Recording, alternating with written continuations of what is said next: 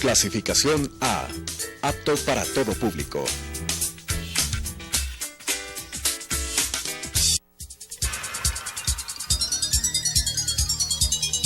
Las opiniones vertidas en este espacio por la producción y dirección del programa son de exclusiva responsabilidad de sus autores y de quienes intervienen en ellos.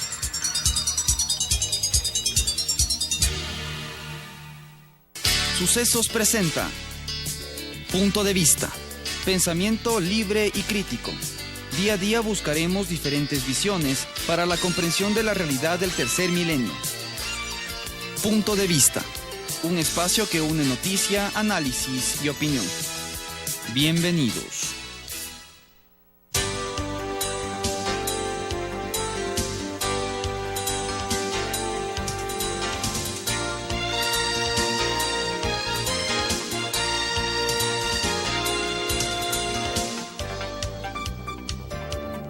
Por estar con nosotros. Este momento está aquí en Radio Sucesos y Telesucesos el concejal Eddie Sánchez.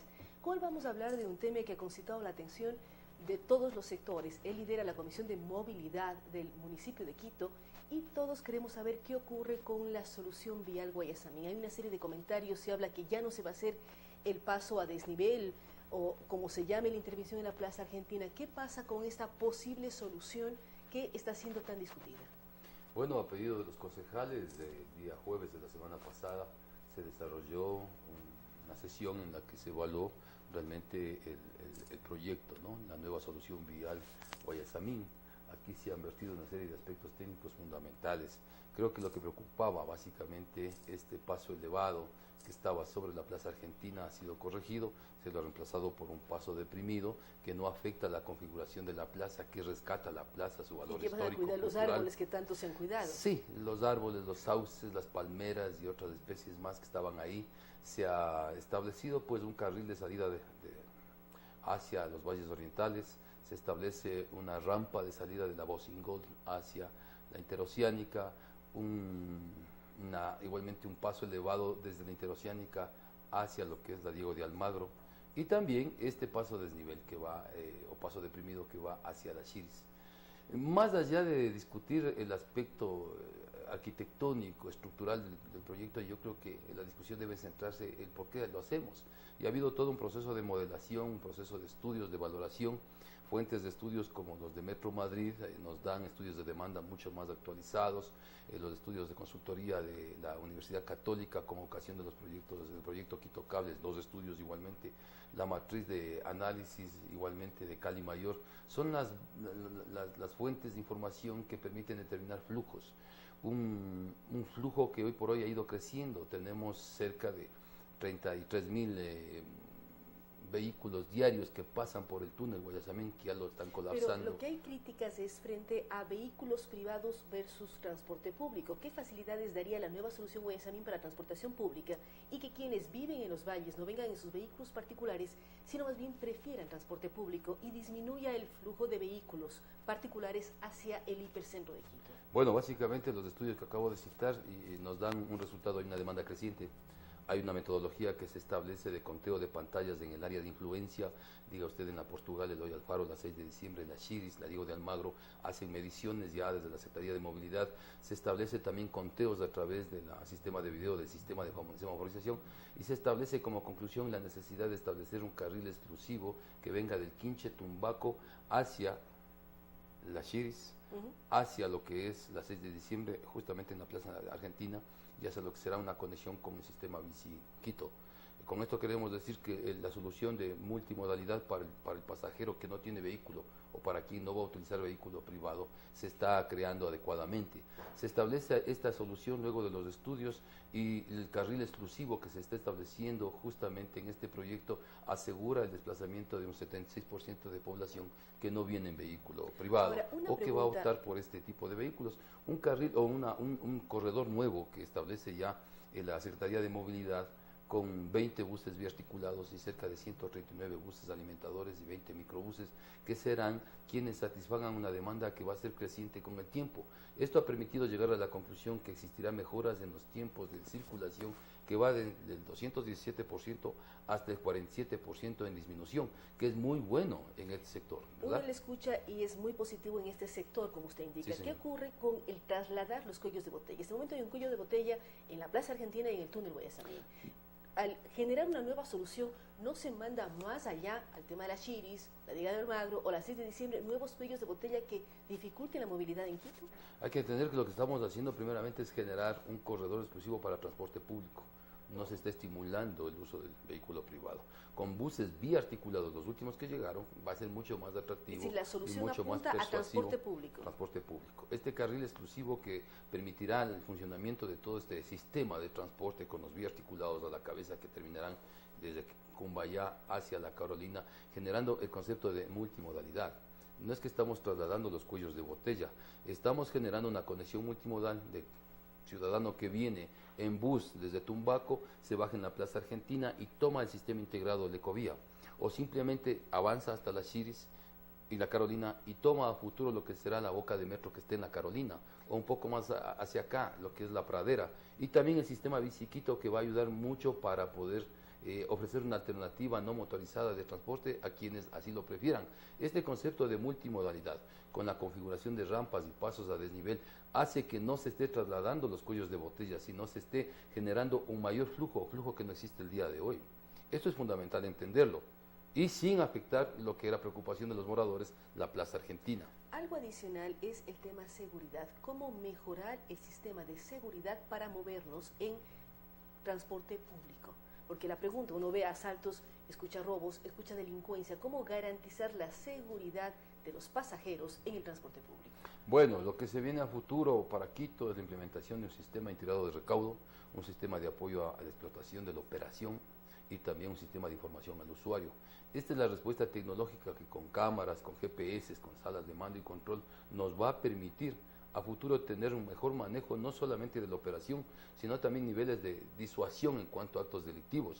Hoy por hoy, realmente, si no está todo integrado, hay mucho problema en ese sentido, pero también el redoblar el esfuerzo en cuanto a lo que es medidas de seguridad con elementos de seguridad es un paso que tiene que dárselo y reforzárselo en áreas que son más conflictivas. Y lo que es seguridad vial, que es fundamental, también la Plaza Argentina va a ser intervenida de tal suerte que se dé una prioridad al peatón, se rescate la plaza como un sitio de destino del quiteño, se rescaten valores que se encuentran hoy por hoy ocultos en cuanto a lo que son monumentos de San Martín, a Sarmiento, un presidente argentino que realmente defendió lo que es la educación pública, que ha sido olvidado prácticamente, a Luis Alberto Valencia, fundamental, al presidente Kirchner y otras cosas más. Entonces, esto es fundamental entender que estamos haciendo hay una un monumento al conjugación. presidente Kirchner también También en la Plaza Argentina. va a establecerse ahí justamente y se va, es la Plaza Argentina, es la plaza de los Bueno, argentinos. habría que ver, porque esto también genera polémica. Mucha gente Desde está luego. pidiendo que el monumento al presidente Kirchner se lo retire de UNASUR, entonces... Mecanismos de socialización son los que se emplean en estos casos cuando se designa el nombre de una calle, de una plaza, se rescata un valor histórico. Lo que se tiene que hacer es socializar con los moradores del sector y llegar a consensos. Pero si es una plaza argentina, creo que los valores, los personajes de ese país van a hacerse presentes. Hay múltiples ahí. personajes, desde los escritores, Ya. desde un Borges hasta un Sábato, o sea, Sí, mucho señor. más allá del tema político. Concejal, Claro que ¿cuáles sí. son los tiempos? ¿Cuánto tiempo va a demorar en realizarse la obra cuando inicia? Y también, ¿cuánto tiempo esta solución va a generar importantes avanza Quito? Bueno, son 28 meses de construcción. de construcción. ¿Cuándo inicia? Bueno, estamos próximos a comenzar ya el despegue real de la obra. Se han hecho las primeras intervenciones. Obviamente las voces que se levantaron de preocupación en el sentido de que había que replantear el proyecto se lo ha recogido. Hay criterios de que como el trazado vial sufre modificación, el Consejo tenga que aprobarlo. Creo que debemos estar abiertos a desarrollar y tener la flexibilidad para ¿Y desarrollar. cuál es el papel del ese Colegio de mecanismo. Arquitectos? Hace unos días estuvo aquí el presidente del Colegio de Arquitectos, Andrés Guayasamín, en donde también hay mesas de diálogo sobre la solución Guayasamín, precisamente. Bueno, el Colegio de Arquitectos ha aportado mucho en cuanto a dar criterios respecto de estos nuevos ajustes, ¿no? De lo que el alcalde nos ha comunicado es de que hay un consenso y un criterio favorable en la nueva reconfiguración del proyecto. Hay que indicar además que la cláusula 1409 del contrato establece la posibilidad de establecer cambios en cuanto al proyecto mismo. Esto es fundamental entenderse. Obras adicionales que obviamente tendrán que ser incluidas en el nuevo concepto que se está manejando hoy en el proyecto, y lógicamente los riesgos que tengan que asumirse tendrán que ser de consenso por parte de la empresa china y también del EMOC como actor público representando al municipio. ¿Cuál es la inversión que hace el municipio en esta obra? Bueno, son cerca de 15 millones que tenemos aquí, que va a invertirse, que es fundamental entenderse. ¿Y cuál es la inversión de la empresa china? Bueno, cerca de 100 y pico más de millones, ¿no? Es fundamental. ¿Y esto es préstamo? 117 millones. ¿Qué va a pasar con cómo se va a pagar como ciudad esta inversión a la empresa china? Bueno, 117 millones que lo hace la empresa china, 13 millones y medio que hace la EMOC, 910 millones establece el pago de peajes. Todo esto va a un fondo de fideicomiso, como indica una de las cláusulas del contrato, y esto en los 30 años posteriores se va a desarrollar con una sustentabilidad de la operación, producto de los ingresos por cobro de peajes y los aportes que se ha hecho. Es fundamental entender aquí que hay una externalidad que nos debe llevar a meditar en lo positivo que es este proyecto. El ahorro de tiempo por cada ciudadano es de 30 minutos, multiplicado por el número de viajes que hacen en vehículos, por el número de pasajeros que existen, 1.6 pasajeros por vehículo. Esto nos da en 30 años un valor de cerca de 604 millones de dólares, que sería el ahorro en tiempo productivo, que si bien es cierto no es un elemento financiero a considerar en la tasa de retorno o en el valor actual neto, pero es una externalidad fundamental. Y además ofrecerle la al productividad de la ciudad. Productividad, mayor tiempo para que descanse de pronto el quiteño, mayor tiempo para que vaya a trabajar, bienestar para la población. 604 millones de dólares en tiempo productivo y de descanso que deben ser considerados y que nos llevan a la posibilidad de pensar de que este proyecto debe contar con el apoyo de todos los quiteños. Muchísimas gracias al concejal Eddie Sánchez. Recordamos que él lidera la Comisión de Movilidad. Nos ha comentado sobre las nuevas decisiones sobre la solución vial Guayasamín. Habla de que no va a haber un paso elevado en la Plaza Argentina, sino va a haber un paso deprimido, donde se va a revitalizar la Plaza Argentina para que sea un lugar de encuentro y un nodo para que vincule a la Plaza Argentina con los otros sectores de la ciudad. Nos da varios ejemplos hacia la avenida Chiris, hacia la avenida Diego de Almagro y hacia la propia 6 de diciembre. Además, habla de un canal exclusivo para transporte público, lo cual esperamos genere mucha mayor movilidad, rapidez, y esperamos también que garantice la seguridad de los pasajeros que usen transporte público. Gracias nuevamente al concejal Eddie Sánchez. Vamos a una pausa y estaremos dialogando con el doctor Teófilo Stulquerides, quien es parte de la Universidad de las Fuerzas Armadas del Ecuador, la ESPE, sobre lo que ha pasado con los movimientos telúricos que hemos vivido en el Ecuador y también el terremoto que vivió ayer Perú. Hacemos una pausa y continuamos con Punto de Vista.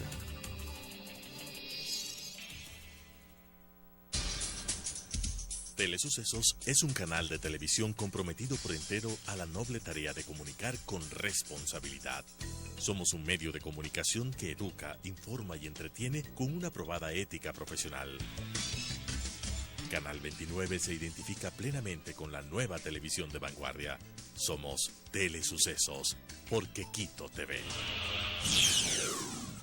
Si está interesado en participar de forma gratuita en el programa Mi Música, contáctenos al 246-8427, 096 96 17 136, 0999 440 113, o escríbanos al correo electrónico elizabeth-consuegra@yahoo.com.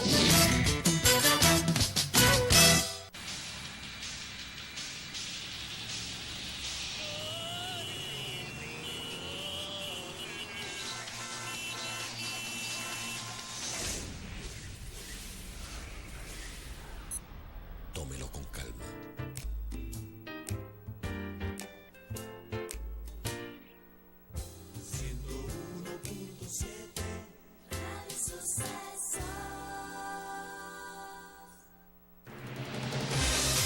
¿Sabía usted que el 31 de diciembre de 2016 Toda la televisión de las ciudades de Quito y Guayaquil deberá estar en el formato digital, pero no se preocupe, Telesucesos ya es digital. Sintonícenos en el 29.1 HD, la televisión que usted merece.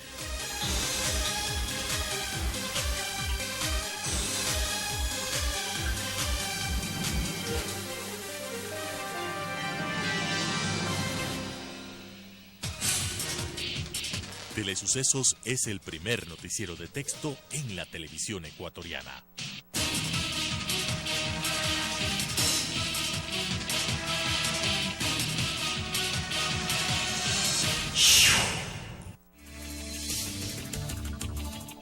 Con estas ideas y opiniones, regresamos con Punto de Vista.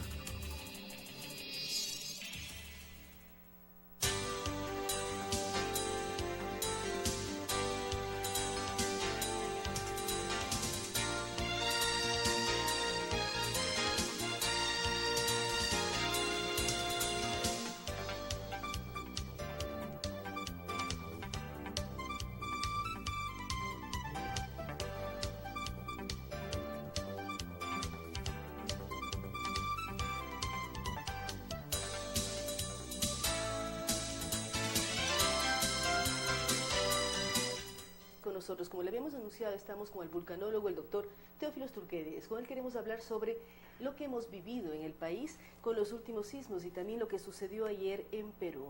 Teófilos, ¿cómo analizar la situación de Ecuador? Efectivamente vivimos en el Cinturón de Fuego del Pacífico, de una serie de fallas que otras veces hemos dialogado sobre ello.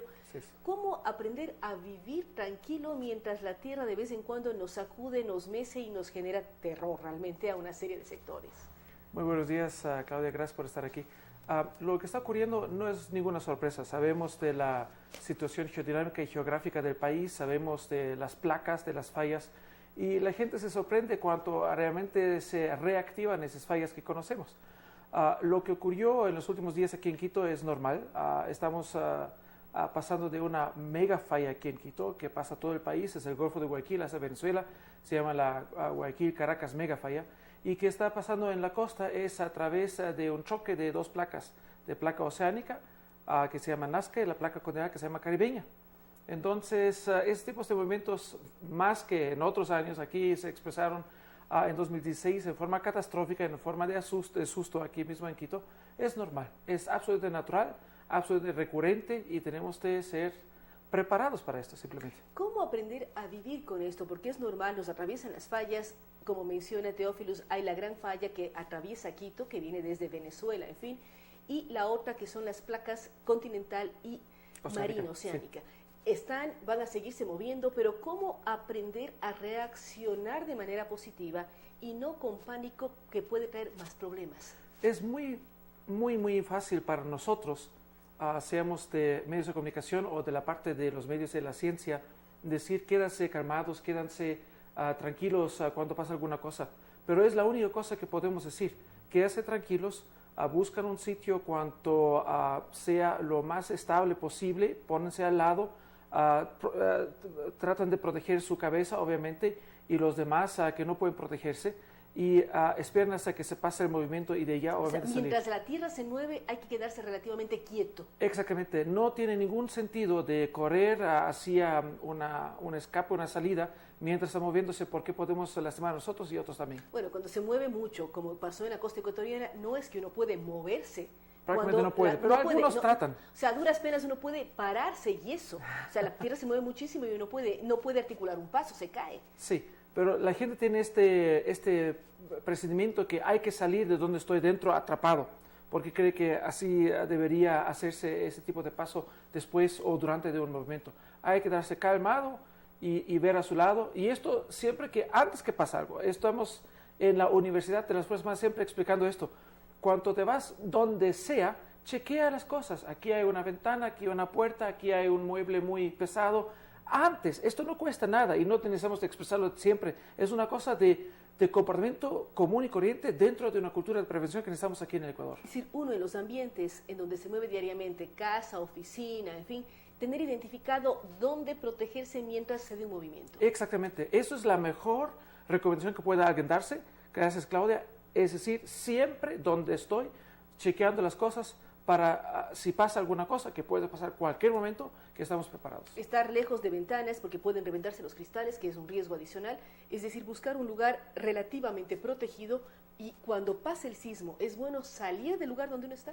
¿Cuando deja de temblar la tierra? Sí, el momento que ya terminó el movimiento, salir a lo más rápido, pero de la más forma controlada, no en pánico, no correr, pero a lo más rápido posible, de un sitio que está cerrado, siempre hacia un sitio que está abierto.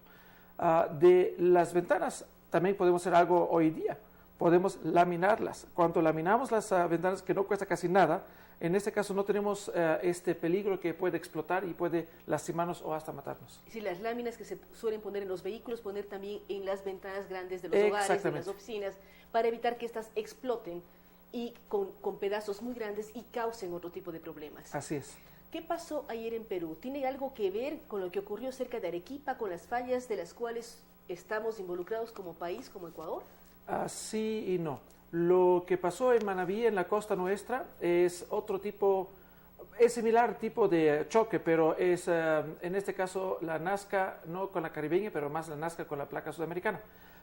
En Perú tenemos más frecuentes, más fuertes terremotos porque el choque es prácticamente de toda la costa peruana, y lo que ha ocurrido varias veces antes. Allá la gente debería ser mucho más preparados que nosotros. Pero porque es que ayer desapareció un pequeño poblado, pero desapareció literalmente, se vino abajo todo. Bueno, de los terremotos, debo decirlo muy claramente así, de los terremotos normalmente nadie muere. Parece un poquito paradójico lo que estoy diciendo, pero normalmente cuando muere gente es por los efectos secundarios.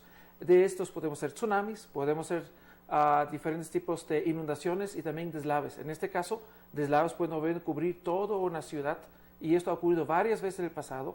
Teníamos, creo, en 1976 un muy fuerte deslave a través de un terremoto que murieron más de 18,000 personas en Perú. Entonces, son cosas que son recurrentes.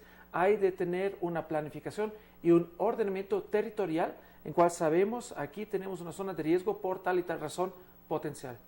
¿Cómo están ustedes como Universidad de las Fuerzas Armadas apoyando a este reordenamiento territorial en la zona de Manabí y Esmeralda? ¿Están ustedes dando sus criterios para saber dónde debe construirse y dónde ya no se debe construir, o qué tipo de construcción debe realizarse en las zonas que más golpeadas fueron por el sismo del 16 de abril? Hemos hecho varios estudios y todos son disponibles en forma gratuita a través de la página web de la universidad, a través de tesis y proyectos y también de otros trabajos científicos.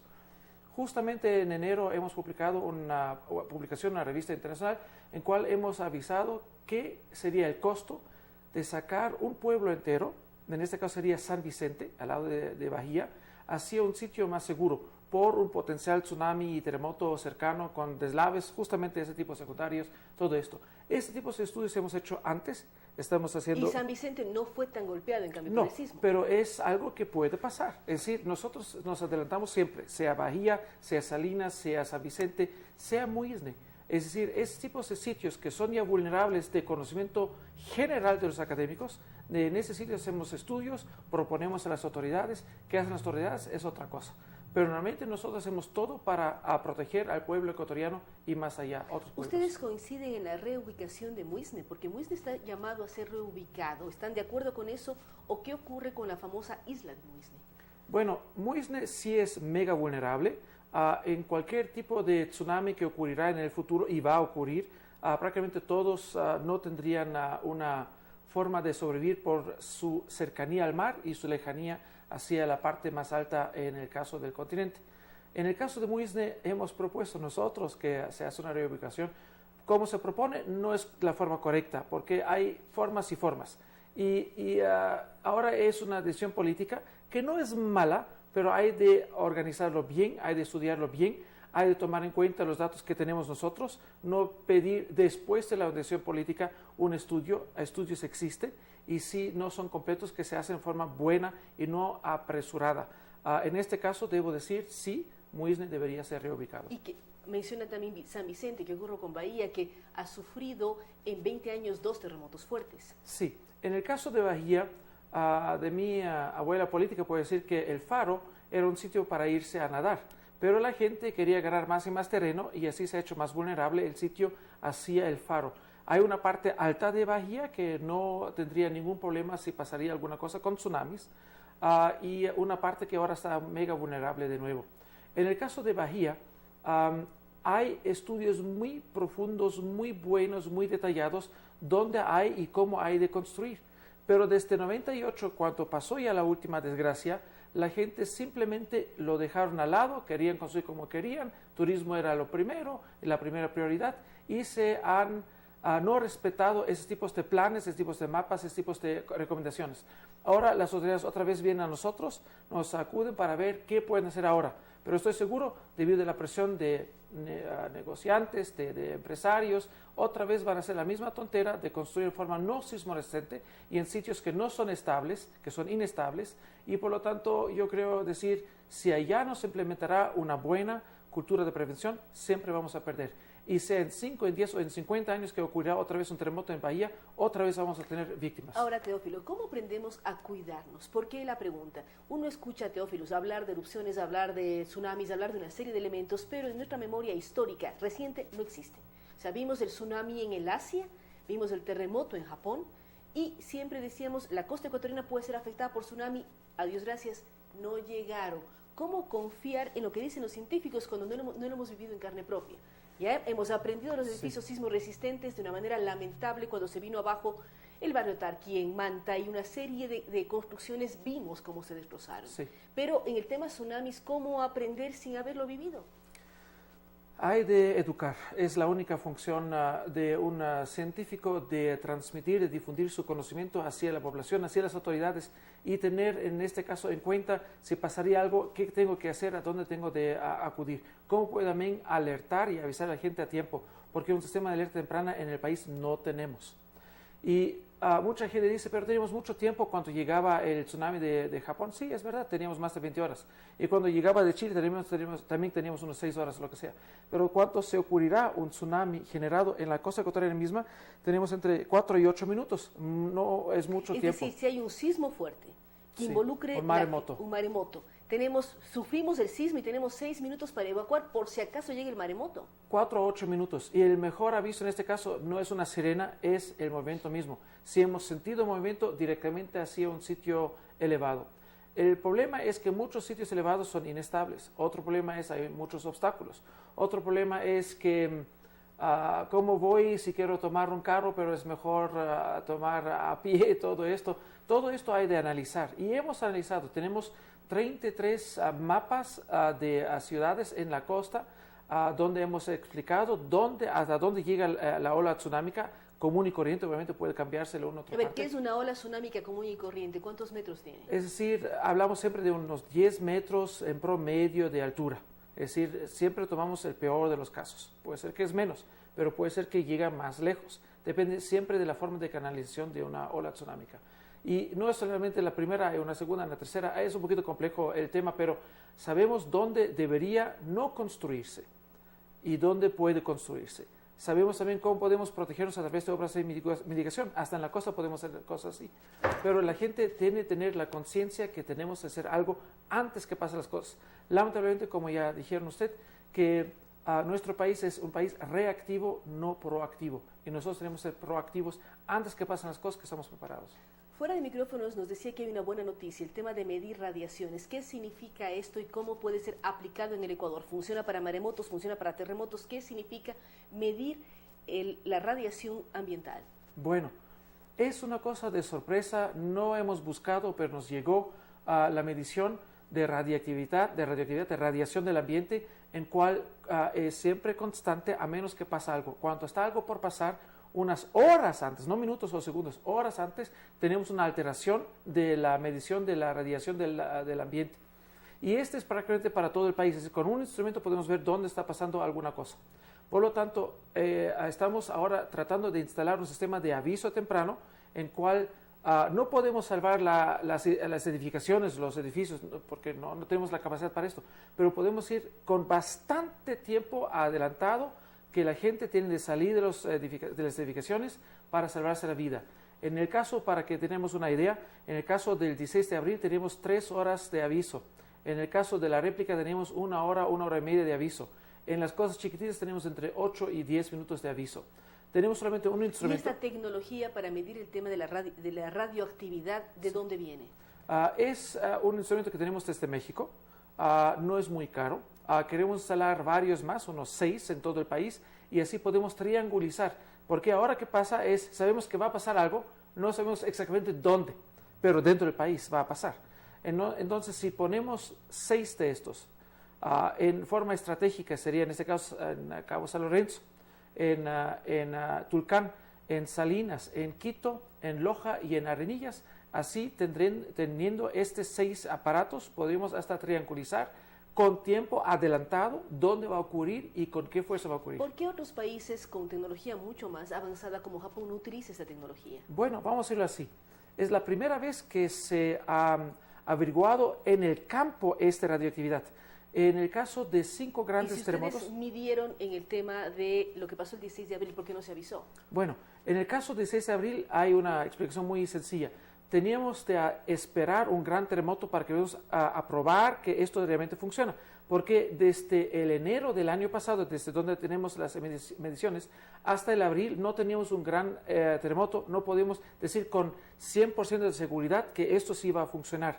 Por lo tanto, era la última prueba, era el 16 de abril. Y las réplicas ya sabíamos que van a pasar las cosas. Lamentablemente, con las leyes y reglamentos del Ecuador, no puedo yo irme a televisión, a radio, cualquier tipo de medio de comunicación o social, o a las redes sociales, decir, ahora va a pasar en 10 minutos alguna cosa. Necesitamos la aprobación del Estado. Por lo tanto, estamos ahora trabajando en tal forma que las autoridades aprueban que estamos haciendo, que nos apoyan y con esto podemos... ¿En qué otros países se está utilizando? Teófilo dice que viene de México. En México se está utilizando, pero también es una zona muy compleja para movimientos. Sí, en México, ¿qué está pasando?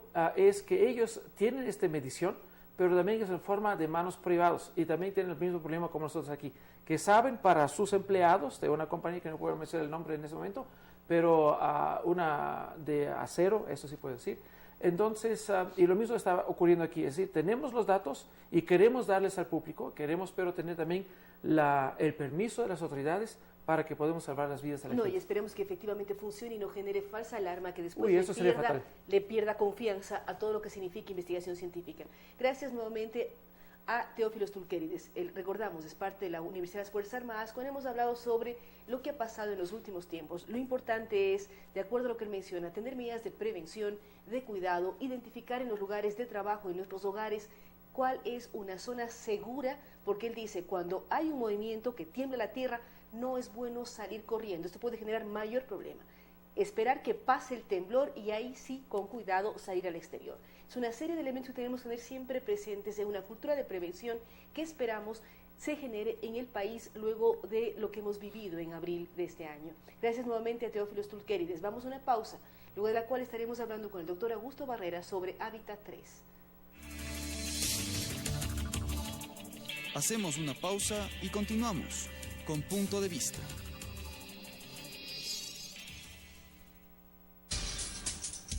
Telesucesos es un canal de televisión comprometido por entero a la noble tarea de comunicar con responsabilidad. Somos un medio de comunicación que educa, informa y entretiene con una probada ética profesional.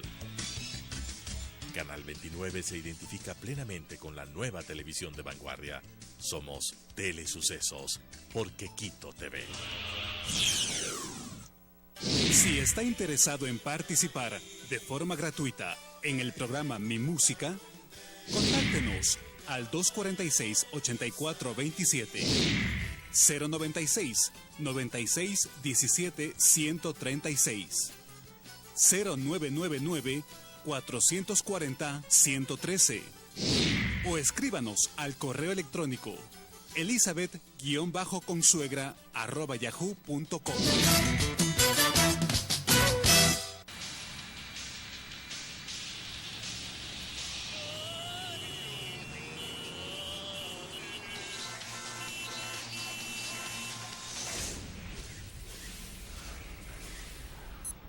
Tómelo con calma.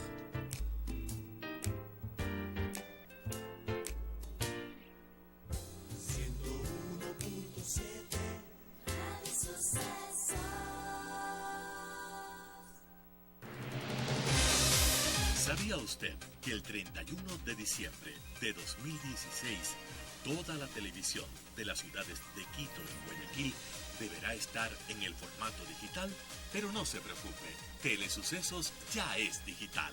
Sintonícenos en el 29.1 HD, la televisión que usted merece.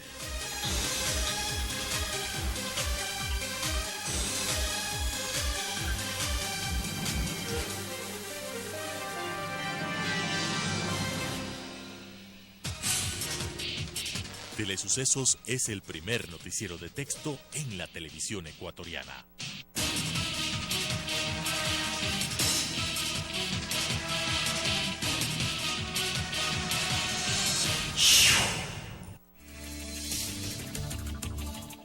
Con estas ideas y opiniones, regresamos con Punto de Vista.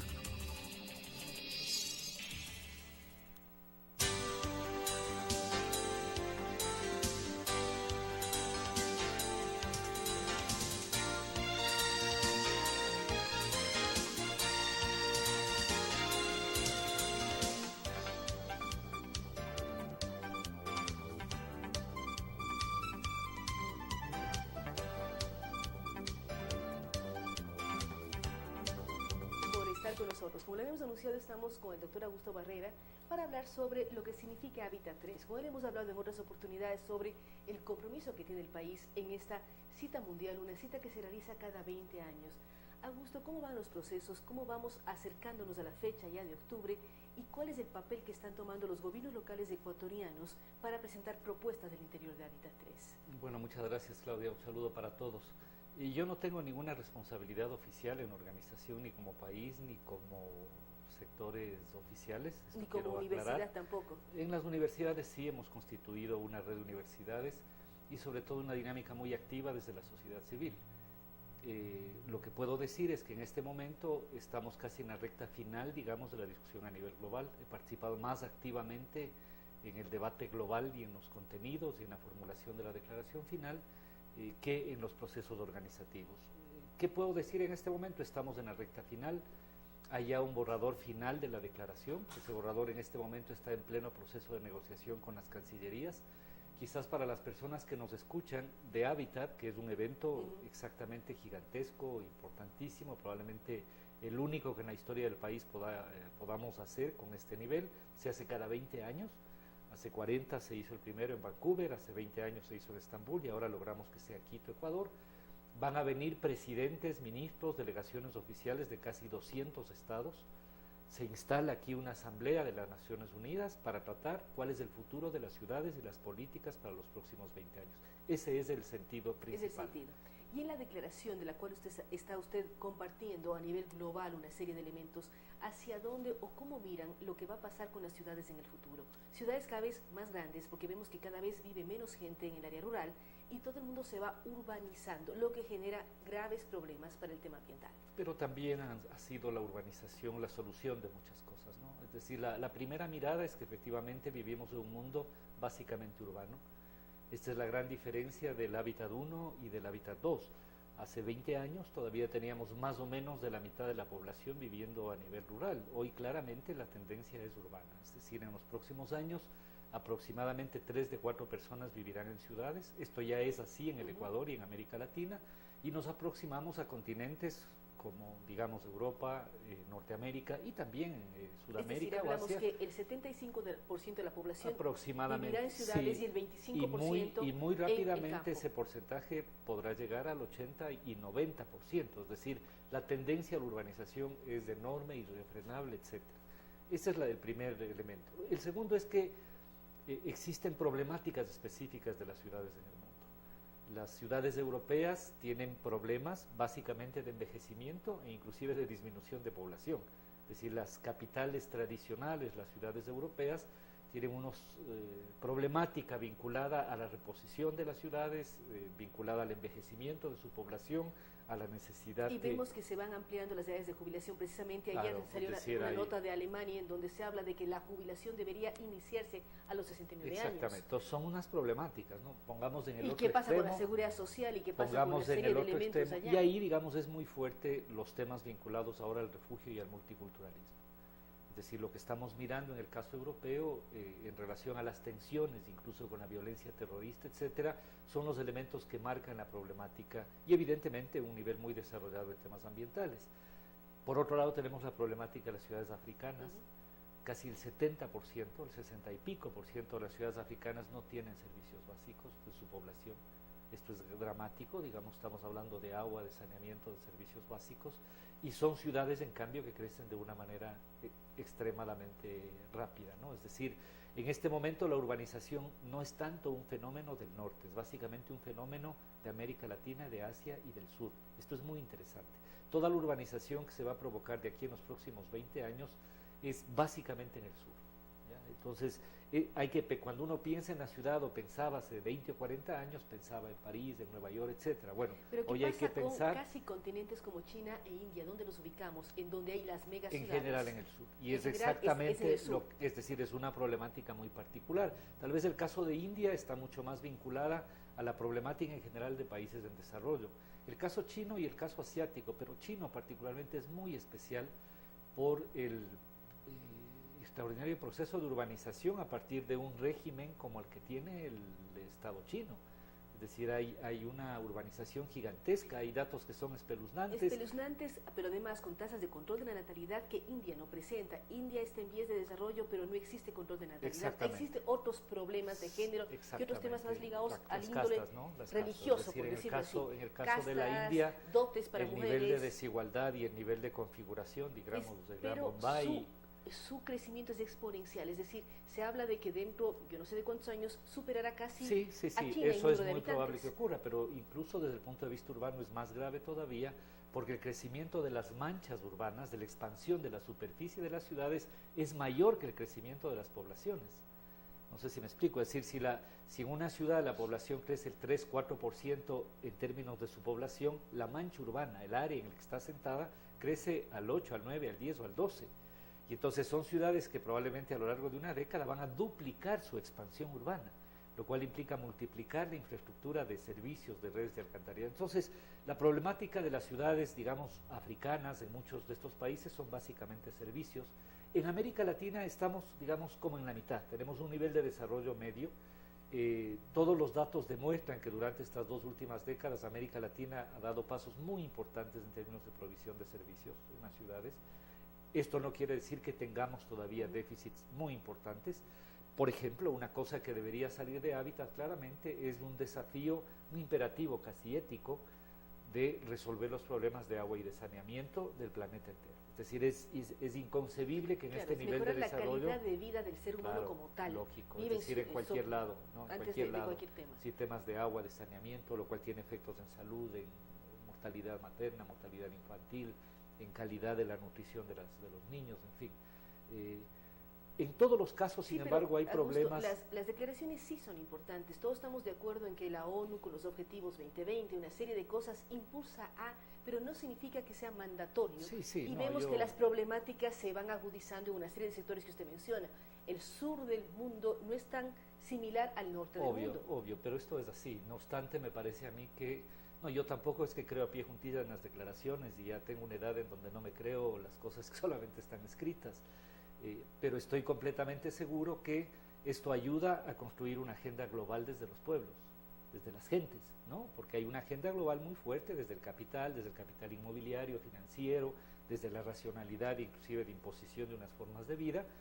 Y esto es un escenario en donde finalmente quienes luchan por el derecho a la ciudad, por la vivienda, por una vida digna, también pueden converger. Y creo además que las declaraciones sí tienen utilidad. Es decir, en la propia trayectoria del movimiento de mujeres, del movimiento feminista, la incorporación de objetivos específicos en relación a mortalidad materna, de acceso al mercado laboral, de acceso a las representaciones políticas de las mujeres, son cosas que han sido incorporadas precisamente en estos debates con los objetivos de desarrollo del milenio. El propio tema del VIH, que hace 2 o 3 décadas era tratado casi como un tema moral o religioso, ahora se trata en todo lado casi como un tema de salud pública y se ha logrado enfrentar. Esos cambios ventajosamente fueron impulsados, apalancados y dinamizados a través de declaraciones. Entonces la declaración, más allá de un efecto mandatorio, en el sentido de que los estados están obligados, hay estados que no les da la gana y punto, No obstante, configura, digamos, prefigura unas políticas a mediano y largo plazo para que éstas sean seguidas. Entonces yo creo que la declaración sí ayuda, sí ayuda. Seguramente van a haber conflictos en la declaración, es decir, ya hay una posición diferente de países en relación al concepto del derecho a la ciudad, es decir, muchos de los países del sur, Ecuador entre ellos, ventajosamente, pero también México, Brasil, etcétera, plantean que esta nueva agenda urbana tenga un concepto del derecho a la ciudad como un derecho colectivo de disfrute de la ciudad. ¿En qué consiste esto del derecho a la ciudad? El derecho a la ciudad, el Sí, derecho a la ¿qué ciudad. incluye el derecho a la ciudad? El derecho a la ciudad es un concepto que se ha ido trabajando durante los últimos 20, 30 años. Se plantea como un derecho colectivo en el que una persona, un habitante de la ciudad debe tener derecho a disfrutar de la ciudad como un bien público de manera equitativa. Por lo tanto, el derecho a la ciudad incorpora el derecho al suelo, a la vivienda, pero también a la participación, al respeto, a la diversidad, al no acoso en la calle, al poder tener una vida digna. Es decir, es un derecho que combina la historia de derechos civiles, políticos y sociales, pero también con derechos territoriales, con Pero derechos también, espaciales. ¿qué obligaciones involucra? Si uno tiene como ciudadano derecho a la ciudad, ¿qué responsabilidades tiene con ese espacio de ciudad? Evidentemente también deberes, ¿no? Es decir, todo derecho implica un deber, implica la corresponsabilidad en la construcción de un espacio de esa naturaleza, y por supuesto, digamos, deriva también en algunos casos en efectos de orden jurídico, el derecho a la vivienda, el derecho a una tenencia segura, el derecho al agua, etcétera. En muchos lugares y en muchas constituciones están consagrados. El debate que hay ahora en torno al derecho a la ciudad es que algunos estados, sobre todo de tradición anglosajona desde el punto de vista jurídico, piensan que la gente va a ir a un juzgado a decir exijo mi derecho a la ciudad. En el caso asiático, por ejemplo, ven con mucha preocupación, son países que tienen un gran control respecto de la movilidad de la población. Entonces tienen temor que el derecho a la ciudad signifique que un campesino va a poder ir libremente, entre comillas, a la ciudad. Es decir, hay que entender que es un debate global, que es un debate mundial. En el caso de América Latina, el derecho a la ciudad ha sido enarbolado desde los movimientos sociales, desde la academia más progresista, para plantear una ciudad que sea equitativa. Porque una de las características de la ciudad latinoamericana es la desigualdad, ¿ya? Es decir, así como las ciudades europeas tienen estas características, digamos, del multiculturalismo, del envejecimiento, etcétera, así como las ciudades chinas tienen este cambio brutal a una urbanización dirigida desde arriba que ha implicado desafíos, así como en el caso africano hay muchos déficits de servicios, la ciudad latinoamericana es sobre todo una ciudad desigual, ¿no? Y es increíble cómo, pese a haber combatido la pobreza en estos años, la desigualdad no ha mejorado. Es decir, los ricos son más ricos y los pobres, si bien tienen acceso a algunos servicios, son más pobres. Entonces, el desafío en América Latina es una ciudad más igualitaria, ¿no? Y el tema de que usted menciona, en América Latina casi todas tienen cinturones de miseria. Claro. De pronto Ecuador es una excepción, tiene otros parámetros, excepto Guayaquil, pero las ciudades serranas tienen otros parámetros. Exactamente. Pero en general, si uno piensa en Río de Janeiro, las favelas, Claro, o piensa en Lima, Sao Paulo, en Lima o en Caracas, ve franjas terriblemente que demuestran enorme desigualdad que existe. O México, ¿no es cierto? O lo que tenemos en algunos casos ya de un crecimiento que desborda la propia ciudad y que se configuran áreas enormes, ¿no? El caso mexicano, el caso de Lima, etcétera, pero también en nuestro caso, ¿no? Guayaquil puede entenderse solo una lógica con San Borondón y Durán por lo menos, ¿no? Y entonces en toda esta gran mancha urbana que rebasa solamente el cantón Guayaquil se puede entender los procesos de segregación. Mira, ¿no? La vía Daule, todas las vías de acceso a Guayaquil ya son manchas urbanas. Exactamente, ya son manchas urbanas. Entonces, esto además implica un cambio de estas nociones que teníamos antes de una ciudad central compacta. Hoy tenemos una especie de grandes telarañas. ¿Cómo analizar Ecuador? Porque si uno sobrevuela Ecuador, sobre todo la serranía, y es una sola mancha urbana. No ve casi un punto sin luces. Básicamente eso ha ocurrido fundamentalmente en los ejes viales centrales. La forma de expansión que tienen ahora las ciudades se configura alrededor de infraestructuras, de grandes corredores viales o de determinadas instalaciones estratégicas, ¿no es cierto? Es decir, claramente hay un polo alrededor de Manta, Puerto Viejo, Montecristi incluso, que se configura que eso. Se configura, pero si uno piensa en el Austro, piensa vía en el caso, Cañares, claro, casi exactamente, una sola es decir, población. eso se va a conurbar, y en el propio caso de Quito, ¿no? Es decir, Quito funciona ya con un eje muy fuerte, yo diría, desde el norte de la Tacunga prácticamente hasta Ibarra. En el caso de Guayaquil, evidentemente, es toda la cuenca del Guaya, se van configurando estas megazonas. Esto no solo es un fenómeno de Ecuador, digamos, de Quito, Guayaquil, es un fenómeno global. Estas grandes aglomeraciones, cuando uno piensa en San Paulo, estamos hablando de cerca de 150 municipios que están conurbados y que hacen una aglomeración gigante. En el caso de México, estamos hablando casi de un centenar de municipios, ya unos pegados con otros, que hacen una mancha de 30 millones de personas, de 20 millones de carros, en donde se producen 30.000 toneladas de basura cada día. Es decir, son tamaños increíbles. Claro, y esos son los problemas que van Esos a son tratarse, los grandes desafíos. el tema de movilidad, pero también qué hacer con la basura. Muchos de estos problemas, es decir, a ver, ¿cómo impedimos este crecimiento descontrolado de la mancha urbana? La gente dice, ah, no, qué lindo vivir en el campo. Bueno, si todos hacemos eso, no hay planeta que nos alcance. Necesitamos recuperar un modelo de una ciudad compacta, planificada y bien ordenada. Es inviable a largo plazo un modelo basado en el auto privado, es que esto es clarísimo. O sea, no hay ciudad en el mundo, ¿no?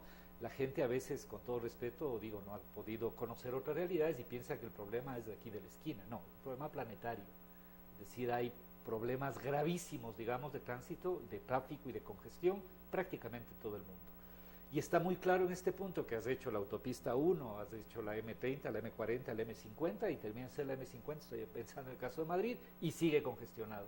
Entonces dice, bueno, ya parece que esto de que sigamos haciendo autopistas para vehículos privados no funciona, hay que cambiar de modelo de movilidad. Porque además tuvimos hace poco la COP21 en París y ahí nos dicen que debemos reducir el calentamiento tiene entre otros efectos, entre otras causas, la emisión, digamos, de las ciudades. Y la emisión de las ciudades es básicamente a partir del vehículo privado. Entonces, este es un tema medular, porque implica un cambio civilizatorio. Implica cambio de modelos, de paradigmas, de una serie de sueños incluso, porque los chicos quieren tener carro. Hay que romper una serie de elementos. ¿Cómo algunos chicos en algunos allá? lugares, ¿no? Algunos Es interesante lo que está ocurriendo, lugares, por ejemplo, en el propio caso de algunos países y de algunas ciudades, digamos, en el mundo, que están yendo en otras direcciones. Van en otras direcciones, hay otro tipo de ejemplos de movilidad, pero ¿qué hacer? ¿Cómo? Lo que Augusto decía ya para terminar, por un lado queremos derecho a las ciudades, como ciudadanos tener el derecho a la ciudad, pero ¿qué nos debe exigir la ciudad en temas de movilidad? Una coparticipación ¿Cómo activa, coparticipar, ¿no? y creo que qué sacar con hábitat y que se aterrice ya en los ciudadanos, en este caso de Quito y del Ecuador? Es un cambio cultural muy profundo. Por eso, digamos, yo estoy primero muy feliz y muy orgulloso que esto sea aquí. Cuando fui alcalde postulamos, ganamos, desarrollamos. Debo decir también que tengo una cierta desazón respecto del poco nivel de debate nacional. Esto también lo digo claramente, del poco nivel de movilización. Debimos haber aprovechado Hábitat para desarrollar una campaña de conciencia cívica enorme. No solamente poner vallas y nada más. Que básicamente se hace una propaganda de temas turísticos, logísticos, está bien, no me parece que es lo central. Digamos, yo habría soñado que tengamos una cátedra sobre ciudades en las escuelas, habría soñado que tengamos concursos, que tengamos foros, que tengamos debate, que esto llegue a cada barrio. Creo que vamos a hacer un evento, seguramente saldrá razonablemente bien, pero creo que hemos desaprovechado el enorme potencial de movilización, porque, le digo con toda franqueza, no necesariamente muchas personas que están al frente de las cosas entienden adecuadamente. Esto no es para lucirse en 3 días, es un proceso profundo. Quienes hemos trabajado apasionadamente por el tema de las ciudades sabemos lo que esto significa y lo que está en juego a futuro, ¿no? Estamos hablando de transporte, pero podemos hablar de los temas de convivencia, de los temas de género y ciudad, de los problemas ambientales, de los problemas de riesgos. Hace un momento usted acababa de hacer una entrevista. Esa vulnerabilidad ocurre ahora fundamentalmente en las ciudades. Claro, digamos, hace 2 siglos teníamos poblaciones rurales y más bien dispersas, entonces había un sismo, un terremoto y teníamos efectos limitados. Piense ahora lo que puede ocurrir en un sismo en México, o lo que puede ocurrir en un sismo en Quito, o lo que pasó en Puerto Príncipe, ¿no? En el caso de Haití. Entonces son niveles de vulnerabilidad que hacen que las cosas no puedan seguirse haciendo como hemos hecho. Entonces la convicción que hay ahora es que hay que construir una nueva agenda urbana, que no es suficiente hacer un poquito más de lo mismo, que hay que hacer un giro. Por lo menos eso pensamos algunos, ¿no? Algunos pensarán que podemos hacer lo mismo. Pero hay una conciencia global, y yo puedo hablar con absoluta propiedad a nivel planetario, una red de investigadores y de pensadores urbanos, que pensamos que hay que hacer una reorientación sustantiva. Que eso se recoja totalmente en la declaración, no lo creo. Pero que algunas de estas ideas se recojan en la declaración, eso es lo que habría que pelear. Pero sobre todo que algunas de estas ideas sirvan de semilla para ser sembradas a futuro, porque no es irreal la idea de que estamos llegando en ciertas cosas a límites efectivos. Hay ciudades sobresaturadas de una serie de elementos y esperamos que efectivamente la declaración de Hábitat 3 involucre a los gobiernos del mundo y genere lo que señala el doctor Augusto Barrera, semillas, para que después exista una nueva forma de analizar las urbes del planeta. Temas importantes, él nos da datos que habla que el 75% de los habitantes de América Latina vivimos en ciudades, apenas el 25% en el campo, que hay otras situaciones complejas en África, en Asia, en el hemisferio norte. Cada ciudad tiene sus lógicas propias. Hablar de derecho de ciudad, pero hablar de responsabilidades de los ciudadanos, hablar de hacia qué ciudades queremos ir, qué mundo queremos vivir, son una de las preguntas que se plantearán en Hábitat 3. Ser más responsables, buscar ciudades más amigables con el ambiente, pero también que generen un mejor nivel de vida, sustentable, sostenible, ambientalmente responsable en cada ciudad del planeta. Una serie de preguntas que apuntan a movilidad, a basura, concentraciones urbanas, inseguridad y riesgos. Todo eso se hablará en Hábitat 3. Nuevamente gracias al doctor Augusto Barrera por habernos acompañado el día de hoy, gracias a ustedes por haber escuchado este programa. Vamos este momento a mencionar que este programa llega gracias al apoyo del Centro Comercial El Bosque, Cooperativa Policía Nacional, Empresa EMAPS Agua de Quito, la Universidad Internacional del Ecuador, UIDE, las tarjetas de Banco de Pichincha y además con Cheviplan. Gracias nuevamente por habernos acompañado. Nos veremos el día de mañana, 7 de la mañana en Radio Sucesos y 7:30 en Radio y Telesucesos.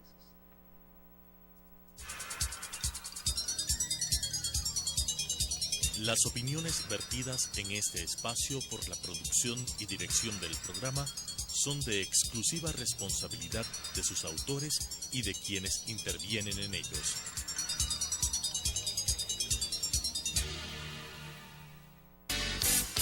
Sucesos presentó Punto de Vista, pensamiento libre y crítico.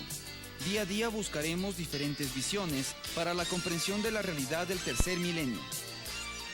Punto de Vista, un espacio que une noticia, análisis y opinión. Hasta la próxima.